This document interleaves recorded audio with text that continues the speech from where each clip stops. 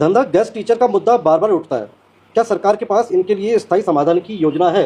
स्थायी समाधान मैंने बोला। देखिए ऐसा है, गैस फैकल्टी जब रखी गई थी तो सुप्रीम कोर्ट में सरकार ने एक हल्फनामा जारी किया था कि हम इनको गैस फैकल्टी के रूप में रखेंगे और तब तक रखेंगे जब तक कि परमानेंट फैकल्टी नहीं आती।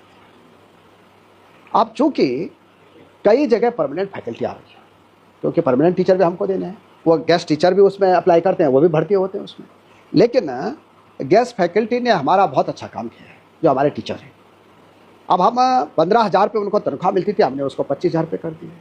हमें चाहते हैं और बढ़ाने की योजना इनकी कि उनके लिए कोई अच्छा सा समाधान हम चाहते हैं और उनसे बात करके ही हम उनके कोई अच्छा समाधान करें। तो उनके लिए भी कुछ है आपके पास? तीसरी सूचना यह है कि एक भी गेस्ट जो है आपके जाने के बाहर नहीं होगा, जो हमारी गेस्ट फैकल्टी है।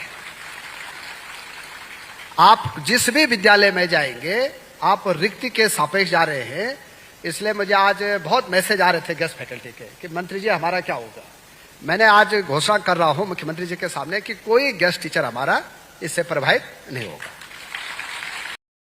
मैं मनीषा राणा, अतिथि शिक्षिका, राजकीय इंटर कॉलेज बंचौरा में कार्यरत थी, जो कि अभी प्रभावित हो चुकी है, क्योंकि वहाँ पर जो अभी एलटी के नए शिक्षक शिक्षिकाएं हैं तो उनको नियुक्ति मिली है, जिनका नाम है जालम सिंह। तो मैं माननीय मुख्यमंत्री जी से यह पूछना चाहती हूँ कि आपने सुबह ही स्टेटमेंट दिया था कि किसी भी अतिथि शिक्षक को प्रभावित नहीं किया जाएगा, तो मैं उनसे पूछना चाहती हूँ क्या वो स्टेटमेंट झूठा था? क्या हम लोगों के साथ फिर धोखा हो रहा है? विगत 10 वर्षों से हम कार्य कर रहे हैं, तो क्या हमें बार बार हर स्कूल से ऐसे धकेला जाएगा? और कब तक यह बेइज्जती हमारी होती रहेगी? क्या जो बयान आपके द्वारा बोले जाते हैं उन पर कोई अमल होता भी है? तो माननीय शिक्षा मंत्री जी, मैं पूछना चाहती हूँ कि अब हमारे साथ क्या होगा, क्योंकि हमारे जिले में कोई भी व्यायाम का पद खाली नहीं है और आपने लिखा है उस नियुक्ति पत्र में कि अतिथि शिक्षक को तुरंत समायोजित किया जाए। तो कहाँ हमारा समायोजन होगा, क्योंकि पद तो खाली है नहीं, खाली कह दिया गया है। फिर हमको इंतजार करना पड़ेगा किसका? सेवानिवृत्त का। उसके बाद हम 31 मार्च को हम लोगों को जब सेवानिवृत्त होंगे, उसके बाद जो पद खाली होंगे तब हमको पद दिए जाएंगे। क्या तब तक हम घर बैठे? और जो हमारे बाल बच्चे हैं वो क्या करें? तो मैं शिक्षा मंत्री जी से यही पूछना चाहती हूँ कि ऐसा स्टेटमेंट आपके द्वारा क्यों कहा जाता है? करना चाहती हूँ, आशा करते हैं कि आप ये बात सरकार तक पहुंचाने की कोशिश करेंगे। मैं गेस्ट टीचर की वाइफ हूँ। मेरे पति चमोली जिले के नंदानगर ब्लॉक में कार्यरत थे, लेकिन अब वहाँ से प्रभावित हो चुके हैं क्योंकि वहाँ एलटी वाले आ चुके हैं। तो मैं सरकार से ये पूछना चाहती हूँ कि ये लोग कब तक होते रहेंगे? ये गेस्ट टीचर कब तक एक स्थान से दूसरे स्थान जाते रहेंगे, एक विद्यालय से दूसरे विद्यालय प्रभावित होते रहेंगे? क्या उनका कोई भविष्य नहीं है? उनके बच्चों का कोई भविष्य नहीं है? जो लोगों के बच्चों का भविष्य बनाने की कोशिश करते हैं, खुद उन्हीं का भविष्य आज खतरे में है। कि सरकार उनका भविष्य सुरक्षित करना नहीं चाहती? कब तक ये नीतियां सरकार चलती रहेंगी? कब तक सरकार उनके भविष्य के साथ ऐसे खेलती रहेंगी, उनके बच्चों के भविष्य के साथ ऐसे खेलती रहेंगी? तो मेरा सरकार से ये निवेदन है कि आप इस विषय में गौर करें और ठोस से ठोस कदम उठाने की कोशिश करें। ये पीड़ा मेरी ही नहीं बल्कि 5,000 गेस्ट टीचरों की है, मेरे भाइयों की है और मेरी बहनों की है। तो मैं उन सभी लोगों की तरफ से ये बात सरकार तक पहुंचाना चाहती हूँ कि आप उनके भविष्य के साथ ऐसा खिलवाड़ ना करें, उनके भविष्य के साथ ऐसा खिलवाड़ ना करें। और मैं नहीं बल्कि 5,000 गेस्ट टीचर खुद बहुत दुखी है कि सरकार का ऐसा रवैया देकर हमारे परिवार वाले बहुत बहुत दुखी हैं। और ऐसे रवैये से मेरे पति मेरे को आत्महत्या करने की धमकियां दे रहे हैं। तो सरकार से मैं ये दरख्वास्त करती हूँ, अगर कल के दिन मेरे पति को कुछ हुआ तो उसके जिम्मेदार धामी सरकार और शिक्षा मंत्री रहेंगे। शिक्षा मंत्री से मेरा ये अनुरोध है कि उन्होंने कहा था कि उनका भविष्य सुरक्षित रहेगा, वो एक ही स्थान पर स्थगित रहेंगे, पर तब कहाँ है उनका कहा हुआ?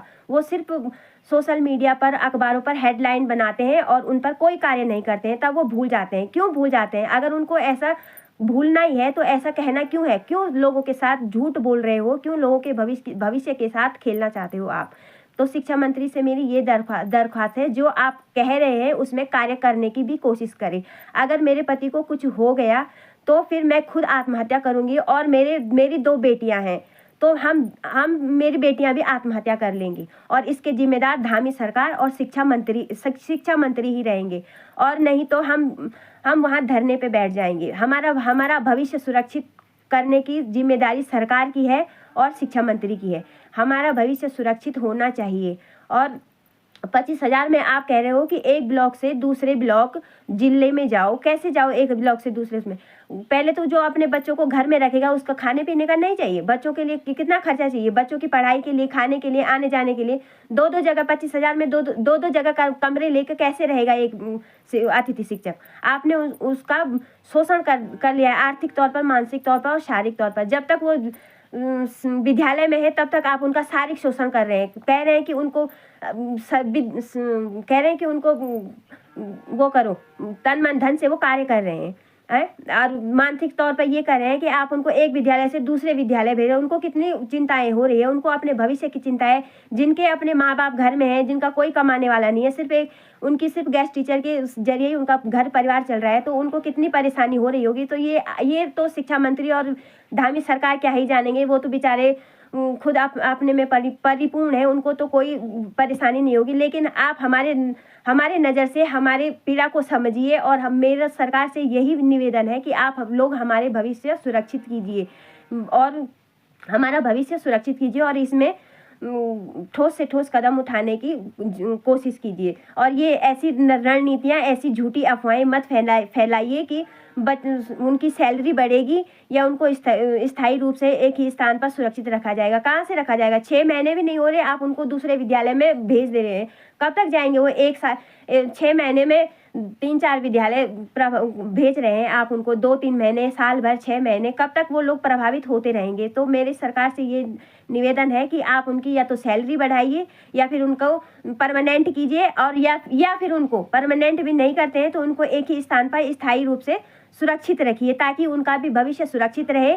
जहां वो विद्यालय में पढ़ा रहे हैं उनके बच्चों का भविष्य भी सुरक्षित रहे और उनके अपने बच्चों का भविष्य भी सुरक्षित रहे और उनके घर परिवार में भी सुख शांति बनी रहे। ऐसा नहीं कि आप उनको एक जगह से दूसरी जगह, तीसरी जगह ऐसे भेजे जा रहे हैं। ऐसे में उनके घर का, खुद उनके अपने घर का ही भविष्य सुरक्षित नहीं है। तो मैं सरकार से ये अनुरोध करना चाहती हूँ और मेरे हाथ जोड़कर विनती है कि आप इस मुद्दे पर जरूर कार्य करेंगे और कार्य करना ही पड़ेगा। अगर आपने इस मुद्दे पर कार्य नहीं किया तो मुझे, औरों का तो मुझे पता नहीं, लेकिन मैं अपने पति के साथ, अपने बच्चों के साथ शिक्षा मंत्री के दरवाजे पर बैठ जाऊंगी या फिर धामी सरकार के घर के आगे बैठ जाऊंगी, चाहे इसके लिए मुझे कुछ भी करना पड़े। मैं अब बहुत 10 साल से हमने बहुत झेल लिया है और अब हमें झेलने की बिल्कुल भी हिम्मत नहीं है। तो सरकार से मेरे हाथ जोड़ के निवेदन है कि आप इसमें जल्दी से